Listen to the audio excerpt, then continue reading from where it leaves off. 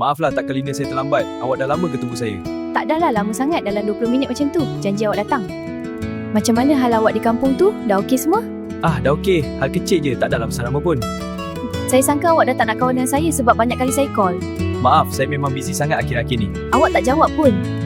Awak call banyak kali sebab line di kampung saya tak seberapa. Okey tu tak apalah, lupakan saja. Kenapa awak nak jumpa saya, Lina? Ada hal yang penting ke? Penting tak adalah saja nak jumpa. Takkan tak boleh? Saja ajak awak makan sebab kita dah lama tak makan bersama. Oh, boleh saja saya tak cakap tak boleh. Lama ke awak di sini, kata Lina? Mungkin juga lama sebab saya tak puas lagi bercuti. Selamat pagi, Jik. Awak sihat hari ni? Ya, selamat pagi juga Sakura. Saya sihat seperti biasa. James tak bagi tahu awak bila dia boleh masuk kerja. Saya tak tahu Sakura, dia tak beritahu saya pun. Awak cuba call James. Saya dah call tapi tak dapat. Mungkin line tak berapa bagus di sana. Oh, kalau macam tu kita tunggu dia balik. Banyak kerja yang tak siap lagi ni.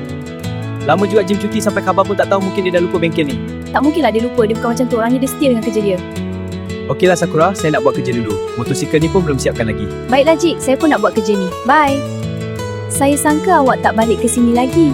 Saya pun tak tahu yang awak datang ke sini cari saya. Sebenarnya ada sebab mengapa saya datang ke sini jumpa awak, James. Sebab apa tu Takalina, macam penting sangat kan, boleh call terus. Ayah saya suruh bawa awak jumpa dia di Sepanyol dengan saya. Sepanyol, kenapa nak jumpa saya jauh tu? Saya pun tak tahu. Saya dengar cakap ayah je. Oh, anak ayah lah ni.